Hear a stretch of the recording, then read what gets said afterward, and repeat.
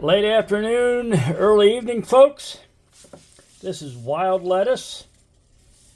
I cut it this morning and left it wilt. I could leave it let overnight, but it's warm enough today outside that it has probably wilted. And I never did that before, and I didn't notice any difference in results.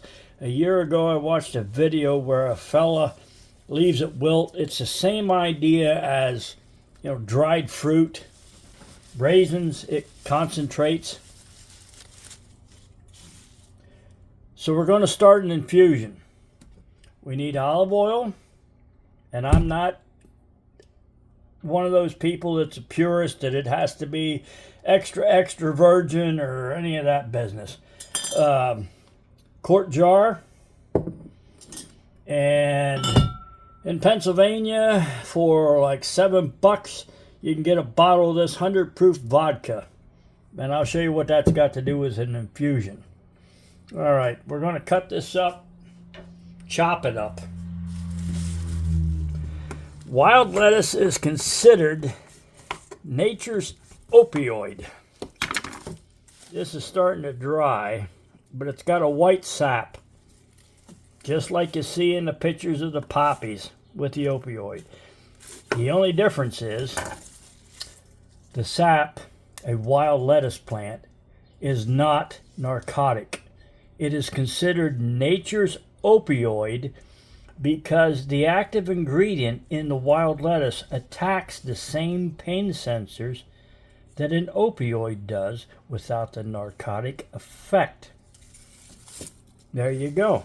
So, the whole plant, not the root. I don't dig the root out. Actually, on these bigger stalks, I split them. I don't know if you need to, but I figure the more of the plant material that gets in the infusion, the better. And this is my way of doing it. You go on YouTube, online, social media, there's a gazillion ways that you can make an infusion of anything. This is the way I do it, and it has worked for me. The salve and the tinctures that I make from this work well. This is for entertainment purposes only. Do your own research. Now, when the stalk gets down, it's pretty small. I don't split it anymore. But this was a good plant. This plant originally was about 4 feet tall.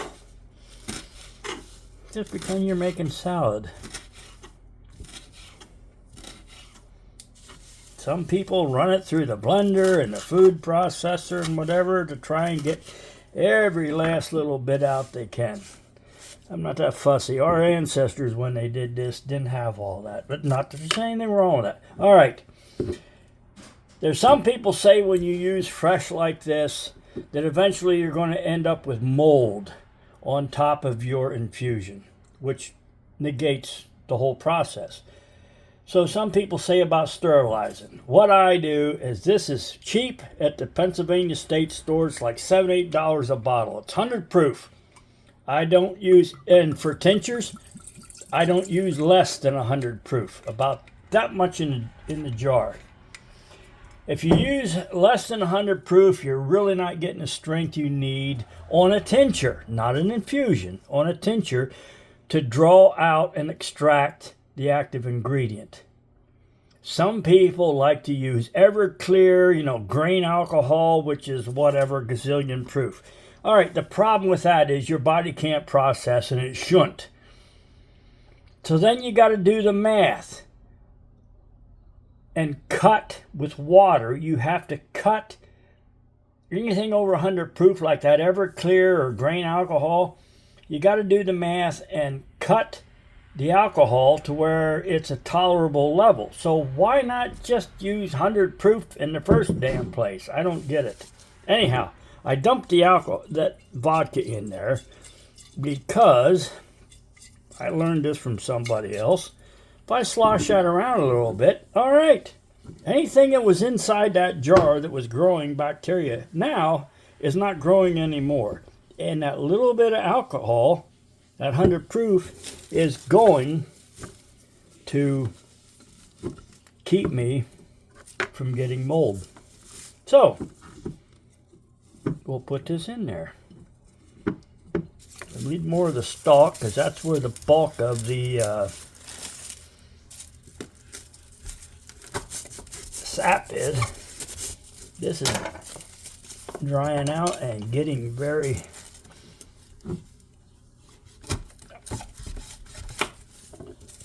tough. I am no filmmaker, but I'm doing the best I can.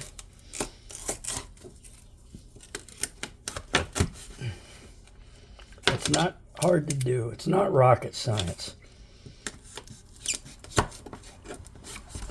It's what nature has provided us.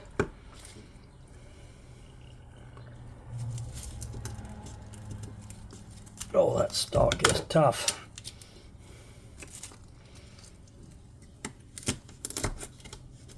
And a dull knife, I guess. Certainly wouldn't have that in the skin and shed, would you?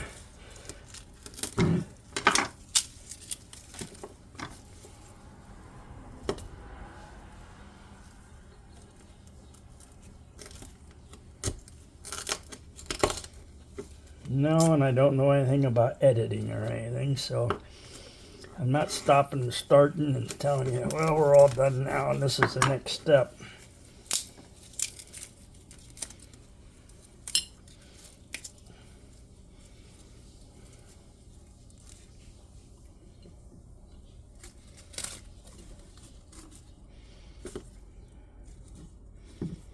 All right, and don't pack it down.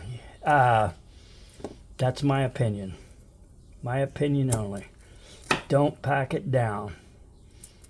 Pack it loose because the oil has to get around it and work. I don't know how much this is showing up.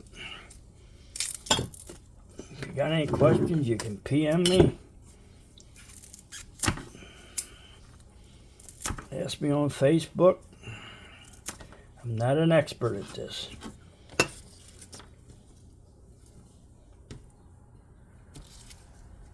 But what I do with wild lettuce the last 3-4 years, I have good results with it.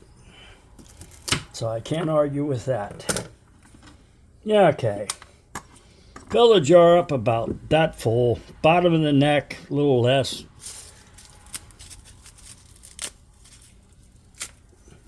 If you're one of them people that has to weigh everything, whatever, good luck to you. I have no idea what to tell you, what things should weigh and how much of this, that.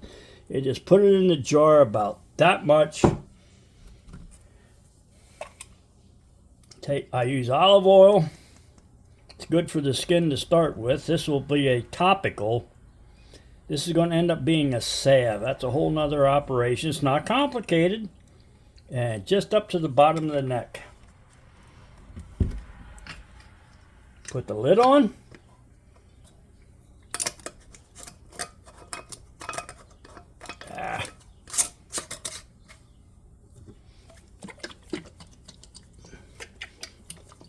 Give it a shake.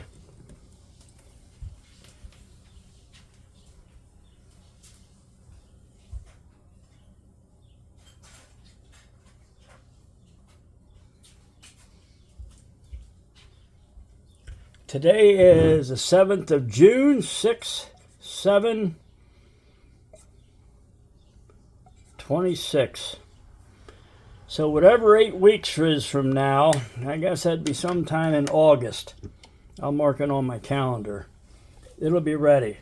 Set it in a cupboard out of direct sunlight.